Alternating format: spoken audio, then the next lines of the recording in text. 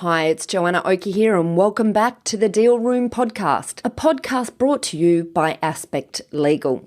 Last September, we released an exciting two-part series with Rod Hore of HHMC Global, where we discussed Rod's tips on how to prepare your business for sale. These were episodes 5, which provided tips on getting sale ready for small service businesses, and episode 6, which was focused on medium and large service businesses.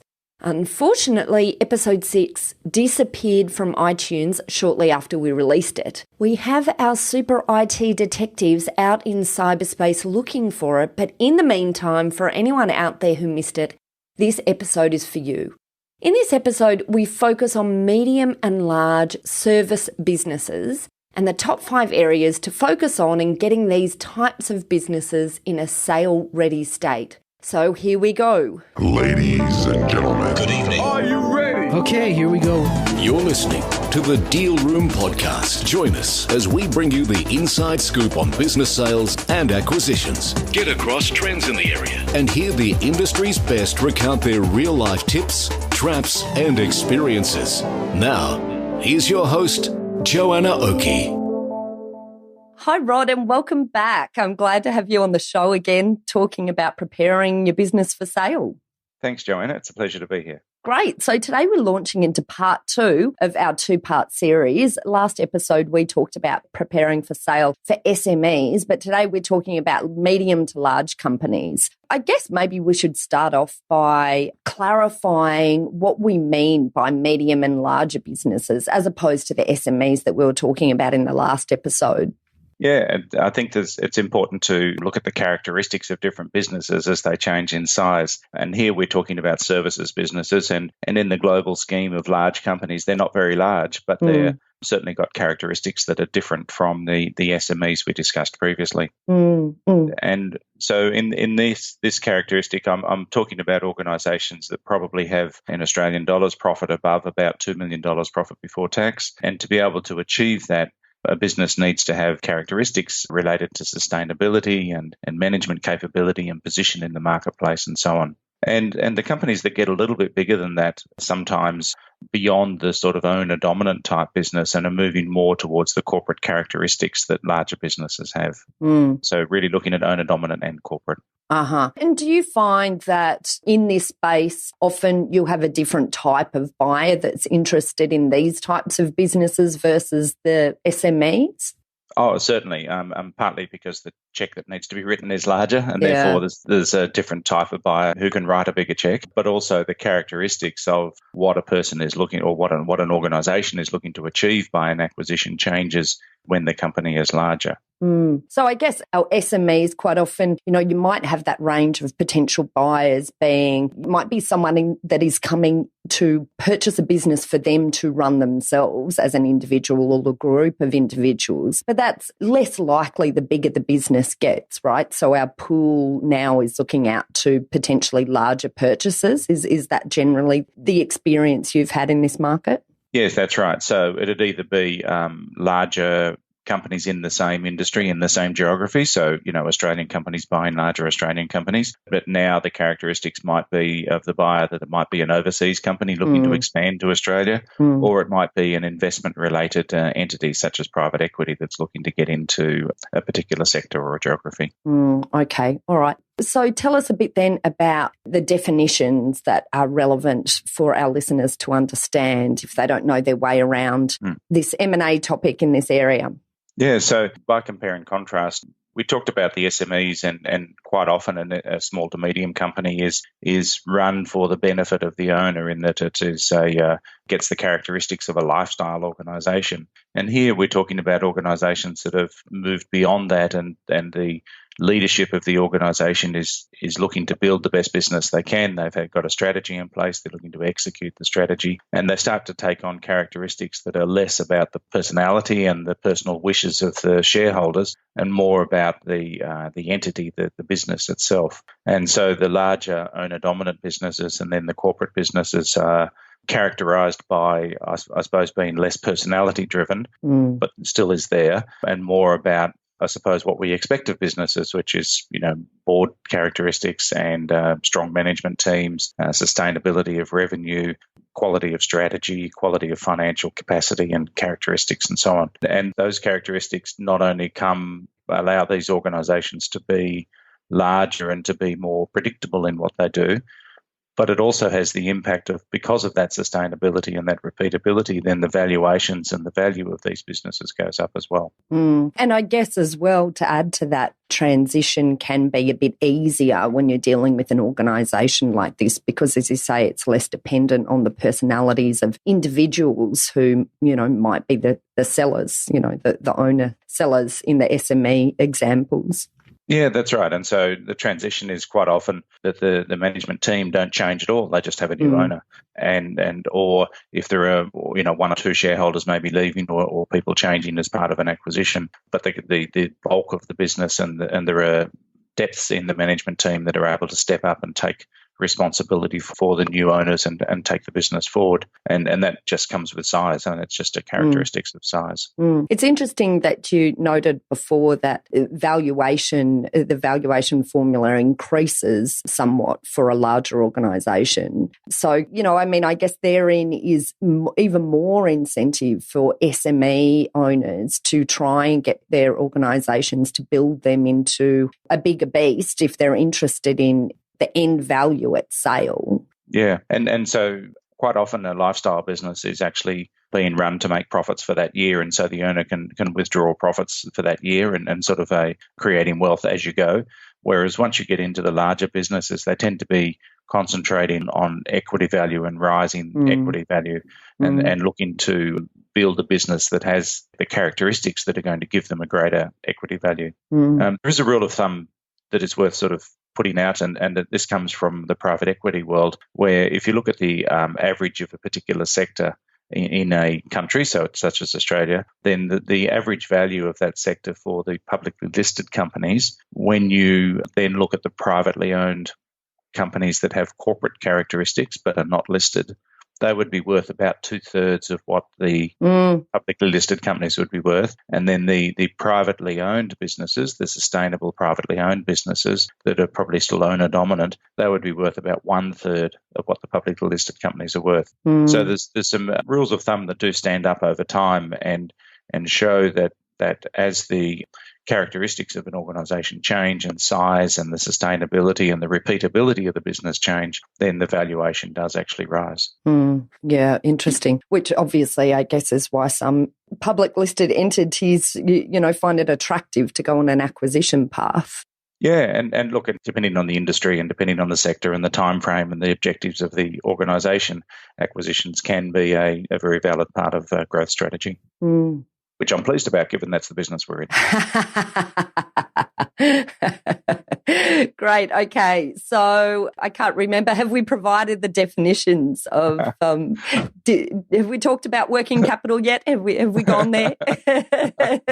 let me just talk a little bit about some definitions first, and then I'll come forward. So one of the things we talk about with businesses that are owner dominant and then moving towards having corporate characteristics is, and I've mentioned sustainability, but it's sustainability of everything in the business. It's not just sustainability of earnings, but it's the sustainability of the management team and the sustainability of the internal processes and the strategy planning and the ability to handle disruptions and changes. So if a person leaves or a client is lost or an economic condition happens, it's how an organisation is structured and able to handle that so that they can continue on and be a thriving entity. And as a company gets more towards the corporate characteristics that we describe, it includes things that would make the business able to be a listed entity, a publicly listed entity, if it so wished. So that might mean that moving towards an external board, having audited accounts, having professional management at the top level, rather than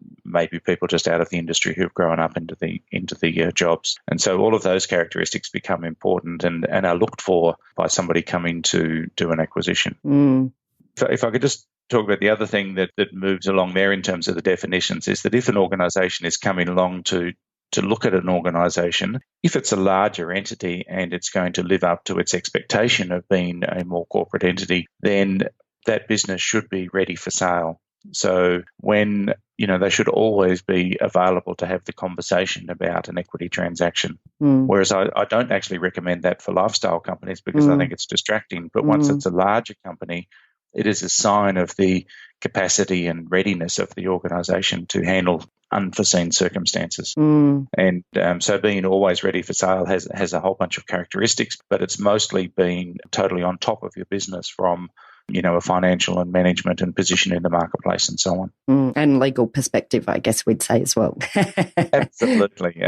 So almost having done a mini due diligence constantly. And so, all of the legal compliance not only in place, but you can prove that it's in place. Absolutely. Okay, great. All right. Well, look, let's work in then to what our top 5 things are in getting a business ready for sale. Certainly. I still include the personal plans of the shareholders need to be taken into consideration, and that doesn't apply to all companies in this sector, but many of the larger businesses in Australia are still privately owned, and the founders are still actively involved in those businesses.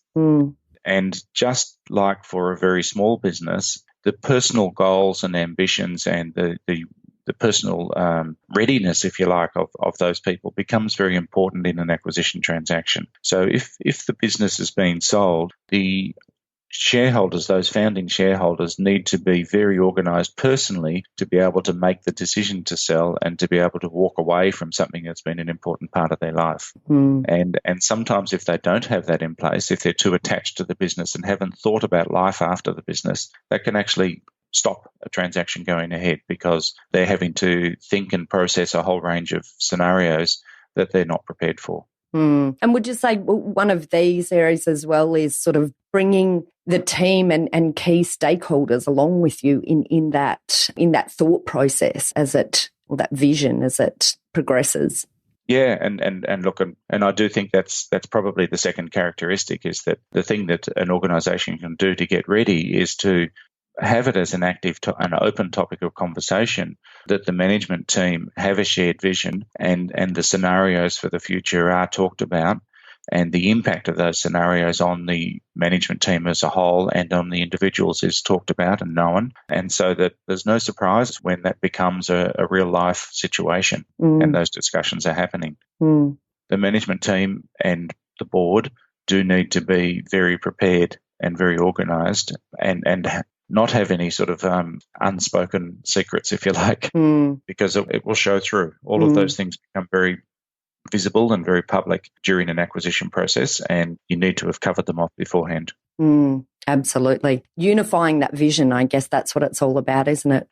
Yeah, it is. And look, I think it's important there's the old story out of the management books about getting the right people on the bus and then making sure that those people still want to be on the bus for the journey. And that is so true because, I think that an M&A process is one of the more emotional business situations you can be in. Yeah. And there is nowhere to hide, and differences and, a lack of unity will show up very quickly. And, it's interesting. I mean, obviously in some of these sale environments, there might be key personnel that are part of the management team that will be required to continue on with the business as part of a buy-in. So it's really important, if that is going to underpin part of the value of your sale, that you tick those areas off early on, because quite often, even in the larger organisations, I find management teams are still connected in a personality sense sometimes with the underlying beneficial owners of an organisation. So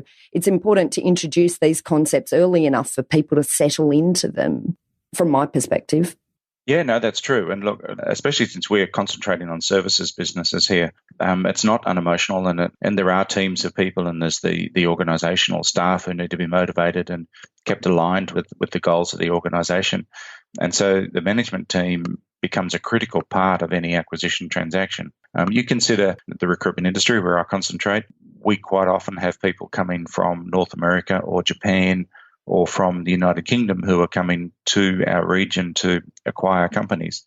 And they need a stable and continuing management team, or they, in their own hearts, can't make a decision to acquire a company because it's just too far from their home base. Yeah. You can't jump on a plane from London and be here to solve a staffing issue. Yeah. You've got to have a stable local team. Yeah. And, if the management team is not prepared for that, then that will reflect in either no transaction or a reduced price on the transaction.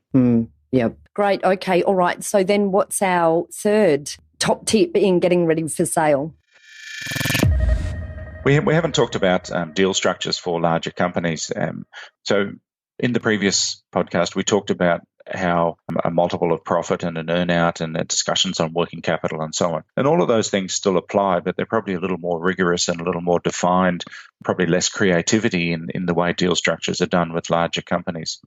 So if you can imagine buying a listed company, you can buy a listed company by effectively writing a check and the company is yours. There is no discussion of earn-out, there's no discussion of working capital and all those things, because that's taken into account for what the value of the company is. It's a little more creative for privately owned companies where it's still a multiple of profit, but it's assumed that the working capital will be included, or the minimum working capital requirements. It's a very clear definition, not on actually normalised profit before tax, but on EBITDA, because you're expected to have much more sophisticated accounting, and therefore that is easily to be defined. And there is probably less emphasis on the deal structure, where there may still be an earn-out and there may still be some payments in the future based on performance, but they'll be probably less creative and more structured. And to be able to achieve that, a company needs to constantly be ready in terms of its financials. We are still surprised at how, as companies grow, they don't necessarily increase the sophistication of the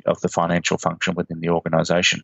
Smaller companies worry about the profit and loss statement and pay attention to the cash flow. When you get to be a larger company, the balance sheet becomes even more important, and having the very detailed and structured and predictive profit and loss balance sheet and cash flow becomes an important characteristic of showing how prepared you are and how sophisticated you are as an organisation. And many organisations in Australia fall over on that. So the third tip is to have not only clean financials, but appropriately sophisticated financials and great governance around that, so that how your financials are prepared, the quality of them, the payments you make, the compliance you have within your financial requirements are all very clearly identified and able to be proven. Great. All right, wonderful. And then what's the fourth area we should be looking here and getting ready for a sale?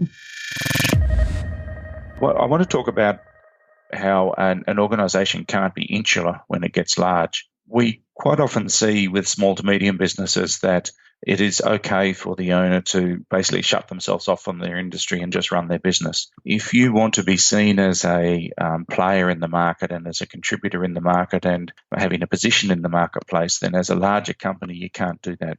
The old Enron story about the smartest guys aren't in the room, I think, applies here. So even the management team, the board, they constantly need to be having external people looking at their business so that they are realistic about their performance, they're realistic about their position in the market, and they're realistic about their buyer audience. They know what type of company might come and look at them and what that company might be looking for.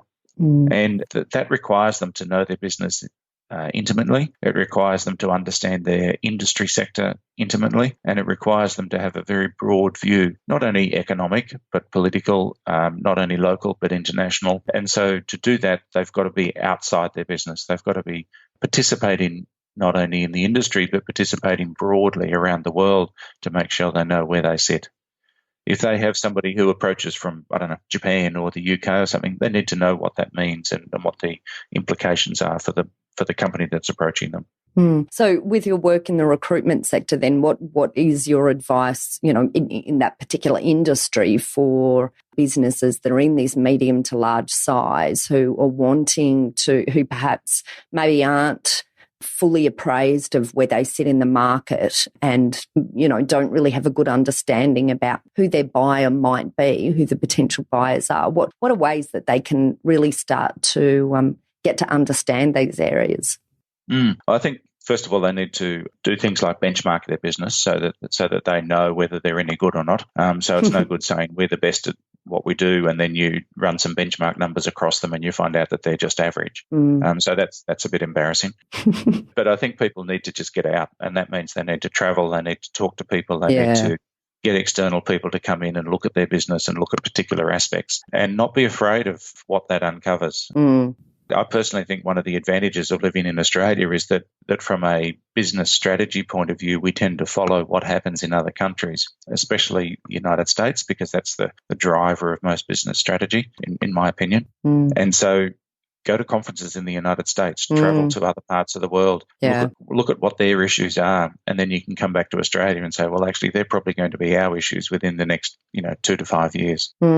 And be able to talk about that and talk to your staff and talk to your management team about those things so that as an organisation, you're ready and prepared. That's a great tip. I love that one. That's a really good one. Okay, right. I think we're up to our fifth then. What's our fifth and final tip in relation to getting a business ready for sale? This is an unusual one maybe, but people concentrate and think that selling a business is all about maximising my profit because at the end of the day, who buys my business is going to pay a multiple of profit. And that is true.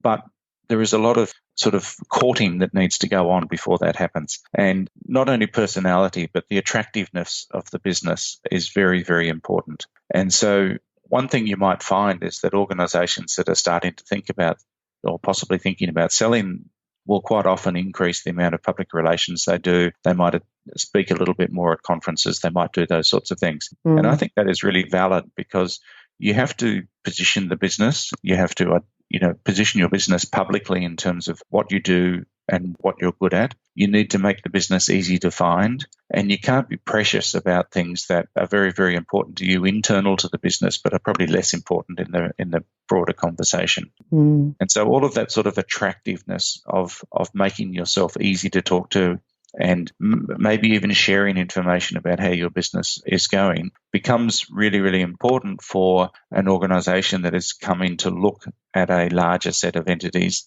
and working out who they're going to go and approach. If they can't get a feeling for you in the public marketplace or in the industry itself, then they're probably not going to go and tap on your door.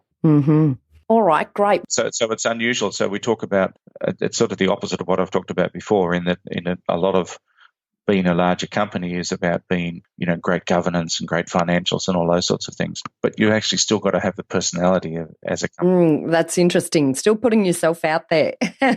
Yes, absolutely. Yeah, as a personality of the business, I guess, to a degree. Great. Yes. Okay, all right, wonderful. So just as a recap there, we talked about the 5 top areas that businesses should be looking at in preparing themselves for sale if they're falling into that medium to large category, which is having a personal plan, having a great management team and a shared vision, having clean financials and great governance, knowing your business intimately. So I think there we talked about benchmarking and your position in the market and being realistic about the buyer audience. And then finally, positioning the business, getting out there, making the business easy to find, making sure it's got a public profile that a buyer will be able to pick up if it's looking for you in the market. So great. Thank you so much for coming in today, Rod, to talk to us in this second part. I think you've shared a lot of valuable insights. And of course, if any of our listeners want to read more about the insights you provide, where should they go? Yeah, contact details are available on our website, as well as a lot of blogs which relate to this type of conversation. So at hhmc.com.au. And you guys push out a lot of content, don't you? I see your content and it's really, it's really good content, particularly, and I think it's probably applicable generally to services businesses, but obviously particularly to recruitment businesses. Yeah, we do find that people from other service industries follow our content and seem to get some value out of it. So we're really pleased about that. Great. Okay, wonderful. Well, look, once again, thanks so much for coming in again, Rod. And hopefully we'll have you back again soon to talk about some more of these areas of interest to our listeners. Thanks very much, Joanna. Great. Well, that was it for the interview with Rod, and I'd like to now add a few things to think about here from a legal perspective, because being prepared from a legal perspective can make a massive difference in terms of the pool of buyers you may have access to, the price you will be able to negotiate, and the ease of the transaction. Now, back in episode 4, I spoke with Liz Lee, who heads up the merger and acquisition division of our legal practice, Aspect Legal, and we discussed in detail detail this topic of the legal aspects of priming your business for market. So as a bit of a quick rehash, here's an overview of the sorts of things you should be thinking about. Number 1, make sure all of your company documents are in place. Check back on your shareholders' agreements and any other agreements with partners to make sure any issues in relation to dealing with sale and the sale proceeds are clear from the outset. I've seen many cases of business sales stalling when owners suddenly have differing opinions of their rights in a sale. Look, you don't want to play this sort of dirty laundry in front of a buyer. You don't want a potential buyer caught up in any of this. So you really need to make sure it's absolutely clear before you begin down the sale path. If you've got documents in place, make sure you refresh your mind as to what they say. And if you don't have them in place, maybe you need to think about ensuring that you're on the same page with your partners in the business before you start down this sale path. Number 2, make sure that your business structure is appropriate for sale. The structure of the business and the underlying ownership structure within it can massively impact the take-home component of a sale price. So just make sure you understand this at the outset, well before you even consider taking the business to market. If structure issues need to be resolved, it will often require a long lead time in order to bed it down. So get it reviewed as early as possible by people who understand how this plays out in a sale environment. Number 3, think about the key areas of value in the business and of how to lock them in. If this relates to supply or customer relationships, often the best way for you to lock in this value is contractually. If significant value sits in intellectual property, then you need to take the best steps possible in order to be able to prove that these are owned by you. So ensuring that you have a provable chain of title and registrations in place. And where possible, you need to ensure that you have them protected. Where your business is location dependent and a key part of the value lies in that element, you should also be reviewing your leases and ensuring that you have those primed for a sale. And the 4th element here is to get ready for due diligence and establish systems for reducing risk. Ensure that when a potential buyer lifts the hood, they won't be surprised. Ensure your key contracts are in order and are either assignable or not captured by change in control clauses, which can be a tricky one for people who haven't thought about taking their business to market before. Ensure your HR is in order and that you have all necessary agreements, documents and processes in place. Ensure that you have appropriate supplier agreements providing protection for your business in its key supply relationships and appropriate client agreements that don't provide overly onerous indemnity or liability provisions because buyers really hate these. Those are 4 top tips for you to be thinking about from a legal perspective. If you'd like to hear more about these topics, then head over to our show notes at thedealroompodcast.com or through our website at aspectlegal.com.au and head over to episode 4, Sale of the Century, Legal Tips to Prime Your Business for Market. Or you can just head over to our show notes at thedealroompodcast.com or our website at aspectlegal.com.au, where you can get in contact with our lawyers so that you can have a detailed discussion with them about each of the elements that you should be considering when preparing your business for market, because those things that we talked about really are just the top 4 to make it simple to talk about, but there's a heap more that we have together in a checklist. And so it's really important that you're detailed and you go through each of these areas and aren't surprised when you're getting prepared for sale. If you'd like to hear more of my discussions with Rod Hore from HHMC Global, then at the website that I talked about before, check out episode 5, where we discuss the top tips for smaller service businesses in preparing for sale, and episode 18, where we talk about the impact of geopolitical issues like Brexit, Trump, and the Asian markets developments. Or if you'd like to get in contact with Rod at HHMC, just head to the page for this episode, which is episode 21. And there we'll have a link to his website at hhmc.com.au. On that episode page, you'll also be able to download a transcript of this episode and find details of how to contact our lawyers at Aspect Legal if you or your clients would like to discuss any legal aspects of sales or acquisitions. We've got a great number of services that help businesses both prepare for a sale or acquisition to get transaction ready and to help guide businesses through the sales and acquisitions process. We work with clients both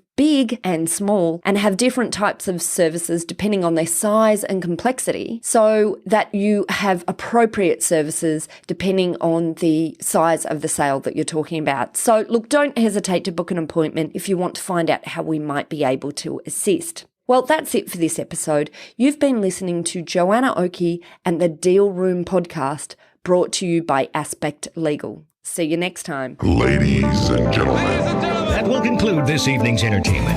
Thanks for listening to the Deal Room podcast. To find out more about this episode and other episodes in the series, check out the show notes or head over to our website at thedealroompodcast.com.au.